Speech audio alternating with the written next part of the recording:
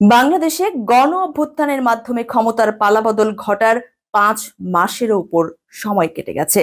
গত বছরের 5 অগাস্টের পর প্রতিবেশী ভারতের সঙ্গে বাংলাদেশের সম্পর্কেও দেখা গেছে নাটকীয় অবনতি, যা এখনো পর্যন্ত স্বাভাবিক হয়েছে সেটি মোটেও বলা যাবে না। গত কয়েক মাসে দুই দেশের সরকার নিজেদের মধ্যে যে বন্ধু প্রতিম ব্যবহার করেনি সেটাও দিনের আলোর মতোই স্পষ্ট। তা সত্ত্বেও খুব সম্প্রতি এমন কিছু কিছু লক্ষণ দুপক্ষ থেকেই দেখা যাচ্ছে, যা থেকে দিল্লিতে অন্তত কোনো কোনো পর্যবেক্ষক ধারণা করছেন নতুন বছরে হয়তো দ্বিপাক্ষিক সম্পর্কের একটা উন্নতির সম্ভাবনা আছে। এর কারণটা খুব সহজ, তাগিদ আছে দুপক্ষেরই।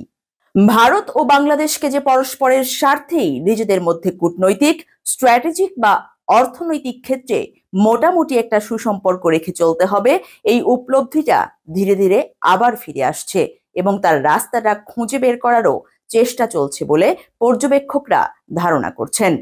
তবে তারা সেই সঙ্গে এটাও স্পষ্ট করে দিচ্ছেন, ভারতের দিক থেকে এই প্রচেষ্টা হবে পুরোপুরি শর্তাধীন, অর্থাৎ ভারতের দেয়া বিশেষ কয়েকটি শর্ত পূরণ না হলে সম্পর্ক এগিয়ে নিয়ে যাওয়ার ক্ষেত্রে দিল্লি সম্ভবত খুব একটা গরজ দেখাবে না। আর এর মধ্যে বাংলাদেশে হিন্দু তথা ধর্মীয় সংখ্যালঘুদের সুরক্ষা নিশ্চিত করা কিংবা পরবর্তী নির্বাচনে আওয়ামী লীগকে অন্তর্ভুক্ত করার মতো অতি স্পর্শকাতর বিষয়ও থাকতে পারে। সামরিক বা নিরাপত্তা স্বার্থের দিকটিও অবশ্যই গুরুত্ব পাবে। ভারতের পররাষ্ট্র মন্ত্রণালয়ও নতুন বছরে স্পষ্ট করে দিয়েছে তারা ঠিক কোন ধরনের বাংলাদেশের সঙ্গে ইতিবাচক ও গঠনমূলক সম্পর্ক গড়ায় আগ্রহী। মানে সম্পর্ক ঠিক চুকিয়ে দেয়াটা যে কোনো ধরনের অপশন নয়, প্রকারান্তরে দিল্লিও সেটা বুঝিয়ে দিয়েছে।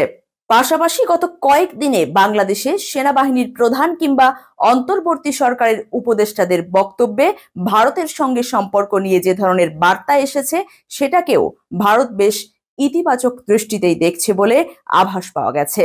দিল্লিতে শীর্ষস্থানীয় সরকারি কর্মকর্তা ও নীতি নির্ধারকরা মনে করছেন, রাষ্ট্র হিসেবে বাংলাদেশ যে ভারত বিরোধী রেটারিক থেকে সরে আসার ইঙ্গিত দিচ্ছে, এটা একটা ভালো লক্ষণ যা সুস্থ ও স্বাভাবিক সম্পর্কের পথ প্রশস্ত করতে পারে।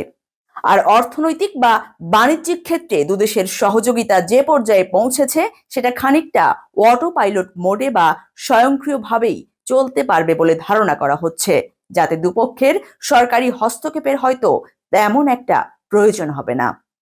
ভারতের পররাষ্ট্র সচিবের সাম্প্রতিক ঢাকা সফরের পরই প্রেস বিবৃতির আকারে এই মনোভাব স্পষ্ট করে দেয়া হয়েছে যে ভারত একটি গণতান্ত্রিক, স্থিতিশীল, শান্তিপূর্ণ ও প্রগতিশীল ইনক্লুসিভ বাংলাদেশকে সমর্থন করে।